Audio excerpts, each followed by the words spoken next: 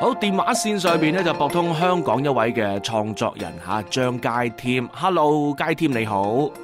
Hello， 何主任你好啊，各位聽眾好。你好，你好。嗱，咁啊，我知道咧，喺香港方面咧，嗰個創作啦，無論係音樂啦，其他唔同嘅方向啦，都非常之蓬勃嘅。咁啊，張佳添尤其是咧喺音樂方面咧，都有好多唔同嘅經驗啊。咁嗱，同我哋多倫多嘅朋友分享一下，因為嚟緊呢，我哋第5屆嘅中文歌曲創作大賽咧又會開始咯噃。咁啊，你係最近住即係差唔多音樂工廠嘅香港地方背靠祖國，跟住咧就係面向世界咁樣。你哋嘅創作其實係即係個方向會係點啊？你係靠近大陸多啲啊，定係真係面向世界嘅咧？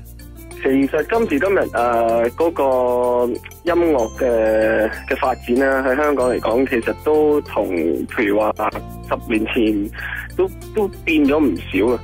咁以前你會睇到香港嘅音樂，其實喺亞洲啊、內地啊，都有一個比較領導嘅地位嘅。咁但係其實你發覺呢幾年咧，嗰個影響力其實係細咗嘅，的確。我會講係粵語歌啦，廣東歌咧。咁所以其實我哋以前作歌咧，就好多時就你會覺得係有一個好一個明顯啲嘅一個潮流啦，或者一個明顯啲嘅方向啦。咁就係當然如果好籠統去講就一啲港式嘅 K 歌啦，咁樣呢個太 general 啦。但係就話我哋嗰陣時寫歌咧，其實就話個市場一啲比較所謂大陸嘅歌，我哋去寫咧，就通常都會即係嗰個流行性或者個流行嘅機會咧，都會唔細嘅。咁但係就亦都會需要一啲有特色嘅歌啦。咁我哋通常都會係又會寫一啲有特色嘅歌，又會寫一啲比較叫做大陸啲嘅歌。但係今日你會睇到咧，因為香港或者廣東歌嗰個影響力細咗咧，調翻轉咧，啲歌手佢哋其實係難生存咗嘅。咁所以你要去幫啲歌手寫歌咧，其實亦都係難咗，因為佢哋唔係話隨便整一首好大路嘅流行性嘅 K 歌就可以 hit 到出嚟。咁變咗佢哋嘅個人風格啦、特色啦，或者佢哋嘅唱功啊等等咧，都係相對嚟講係要刁鑽咗啦，可能要求高咗啦，要去取悅個市場更加難咗啦。咁變咗我哋去幫一啲歌手去寫歌咧，其實更加要度身訂造，更加要去 fit 嗰個歌手嘅聲線啊、形象啊，或者佢哋個市場取向啊。但係調翻轉咧，你會睇到原來台灣啊，或者係內地嘅國語歌咧，就個對於周邊地方嘅影響力係大咗。咁所以你就算睇到香港嘅人聽歌都會聽多咗普通話歌。咁其實就係嗰個矛盾就係，到底我哋應該寫多啲普通話歌，還是 keep 住寫粵語歌咧？咁如果寫普通話歌，你嘅競爭對手係講緊成個大中華市場，亦都唔簡單。咁所以其實你頭先問嘅問題咧，係一個好闊嘅問題。所以今時今日要喺香港去做創作咧，其實有一方面就係太多嘢要去諗，要去兼顧，亦都係難咗去寫到一啲真係會成功流行嘅歌。但係調翻轉咧，可能咩都有機會，就係話你咩風格都可以試，咩風格都可以做。因為其實嗰個 industry 其實就係等緊一啲新鮮嘅嘢出嚟，等緊一啲嘢去 break through， 所以其實既難又有一啲嘅可能性喺度咯。即係講嗰啲挑戰，我哋就將佢暫且擺埋一邊。咁啊，作為創作人你自己啦，即係每一個嘅創作人都會有自己嘅風格啊，自己一套嘅功夫咧。每一次嘅作品好似 BB 仔咁生出嚟嘅時候咧，就會有啲唔同嘅展示。你自己咧，你自己即係點啊？最中意喺邊一個方向嗰度？或者你講嗰個歌曲裏邊嗰個故事，你哋中意講愛情多啲啊？中意講時事多啲啊？中意講一啲歷史故事，或者真係創作另一個天馬行空故事多啲嘅？我主要係寫旋律多啲啦，咁所以如果係你話個歌嘅內容咧，有時未必係自己決定到嘅，咁好多時譬如都係啲填詞人佢哋去諗到個主題。咁但係如果你話音樂嘅風格，其實有時都會係你會純粹聽個音樂個 mood，你會 feel 到呢首歌係咪一首情歌啦，或者係一首勵志歌啊，或者係一首其他種類或者唔同題材或者唔同嘅 mood 嘅歌啦。咁但係我自己當然你話中文歌嚟講，情歌一定寫唔少啦，快歌都寫過。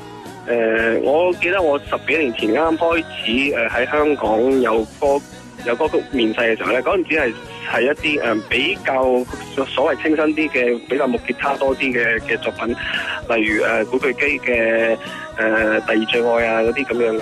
咁但係後尾我慢慢寫下咧，就發覺咦，淨係寫吉他嘅嘢咧，又好似唔夠喎，因為有人有啲人寫緊第二啲曲種嘅時候咧，原來有好香港嘅音樂就係咁奇怪，一張唱片裏邊如果10隻歌可以有10種唔同風格嘅，咁如果你淨係寫某一種風格，就會好似好框死咗。咁所以我後面慢慢咧就咩歌都試過寫，例如譬如一啲寫俾陳冠希嘅 hip hop 嘅作品啦，或者係寫俾一啲譬如話 Twins 嘅Boys 嘅死性不改係好 OK 嘅作品啦。咁又有一啲古巨基嘅比較好多假音啊，或者好多吉他嘅作品啦。咁亦都有啲係譬如有啲快歌，好似容祖兒嘅 Show Up 啊等等啊，或者係陳奕迅嘅隨意門啊。有啲人會話呢首歌原來你寫啊 Clayton 咁樣，咁啊係啊，即係變咗其實有啲人會諗起就我早期嘅作品就好多吉他嘢喺裏邊嘅，但係原來後尾啲人就某啲歌咧，佢哋估唔到原來我又會寫嘅。咁所以其實你問我咧，我都答唔到你有冇一個好 specific 嘅某一類作品係我特別會鍾情或者係我特別擅長，因為我其實咁多年其實我可以話我乜嘢風格嘅歌都寫過。咁但係到今時今日，我會比較希望係真係我頭先話齋，遇到一啲歌手佢係有一個特別嘅聲線，有啲特別嘅風格，我去幫佢去度身寫呢個，我覺得呢個挑戰我係會幾中意咯。咁其實係因為今時你好難話我寫一首歌，然後就係話呢首歌係我掟俾任何 artist 都唱得嘅。其實我覺得係其實曲詞編監同埋個歌手去演繹成個過程，我覺得係一件事嚟嘅。咁如果咁樣去做嘅話咧，嗰個作品出到嚟嗰個感覺會強烈好多，同埋會有 heart 好多咯。咁其實我會比較中意傾向咁樣去寫去做一啲作品出嚟。咁啊嗱，既然咧你自己都要即係兼顧咁多嘢啊，咁多唔同嘅考慮因素啊，你都屬於多產㗎喎。咁我想問下你，即係邊度得嚟咁多嘅諗法咧？點樣可以有靈感咧？靈感有好多種嘅，不過我覺得一般嚟講都係喺個人比較放鬆嘅時候咧，靈感會多啲嘅。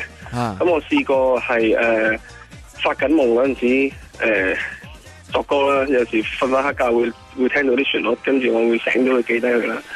試過沖緊涼嗰陣時又會作到歌啦。咁何韻詩有個歌叫《明目張膽》，係我沖緊涼嗰陣時作嘅。咁沖下涼就成首歌做咗出嚟。咁亦都試過揸緊車嗰陣時咧，頭先講過嘅死性不改就係我揸緊車嗰陣時喺度成首歌就哼咗出嚟。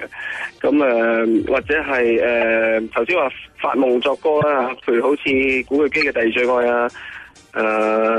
許志安嘅羅馬都係我發緊夢嗰陣時聽到一啲旋律之後我就記低佢。咁所以其實我總括嚟講，其實人我即係尤其我咧係喺一啲好放鬆嘅狀態咧，或者係好鬆弛嘅時候咧，咁嗰啲潛意識就會好活躍。咁於是就會啲靈感自己就會喺裏邊就會跳出嚟。咁啊嗱，最後講埋啦，你嚟緊咧最想同邊個歌手合作？嗱，如果講起啲比較舊嘅歌手咧，其實好多都合作過啦。咁不如講啲新人咧。咁我新人，我覺得呢2年我幾欣賞阿 Jam 嘅。咁我覺得佢其實仲有好多 potential 未發揮出嚟嘅。咁我覺得都希望同佢合作下啦。咁又可以寫啲高難度啲嘅歌啦，可以咁講。佢而家唱緊嗰啲已經好高難度噶啦，唔係巨廢嘅，佢係唱唔到噶。我覺得高難度係其一啦，不過其實就係話難度有好多種層次嘅。咁亦都係我覺得喺情感表達嗰度，其實可以仲多啲空間去做嘢咯。咁我覺得呢方面我亦都希望可以幫下佢啦。好啦，咁啊今日唔該晒你嘅時間先啦嚇。咁啊嚟緊咧我哋中文歌曲創作大賽，希望咧你又有機會俾啲意見我哋呢一邊多倫多嘅創作人啦。OK， 多謝晒。